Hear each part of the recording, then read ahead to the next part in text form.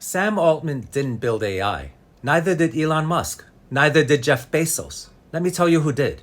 In 1956, a group of scientists gathered at Dartmouth College. Math professor John McCarthy, along with Marvin Minsky, Nathaniel Rochester, and Claude Shannon, coined the term artificial intelligence. They received a $7,500 private grant to study whether machines could think. What followed was decades of funding from DARPA, the Defense Advanced Research Projects Agency, the same government agency that invented the internet, paid for by American taxpayers. That's where AI was actually born, not in a Silicon Valley garage, in a classroom, in a government lab, paid for by us. Then Altman, Bezos, and Musk showed up and claimed to own it.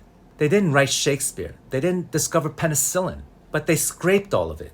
Every book ever written, every photo ever taken, every song, every story, every medical record, everything ever written by every author in the history of the world, without asking, without paying, without telling you, then built a subscription wall around your own history and charged you to get in.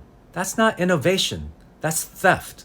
DARPA built the internet with your tax dollars in the 1960s. A generation later, Google built a search engine on top of it and kept access free, funded by ads. You got access, they got your data, and exchange. The courts are catching up. 500,000 authors sued Anthropic, backed by Jeff Bezos, for downloading millions of pirated books to train its AI. The settlement? $1.5 billion. Bezos didn't write a single one of those books. He funded the company that stole them. Now let me tell you about a different kind of wealthy man. Andrew Carnegie was the richest man in the world, a Scottish immigrant who arrived in America with nothing, built a steel empire, then gave away 90% of his fortune. Carnegie built a partnership. Communities provided the land, the books, the staff. He provided the building. Together they built 2,509 free public libraries, called them ladders for the aspiring to climb. Said in his own words, the man who dies rich dies in disgrace.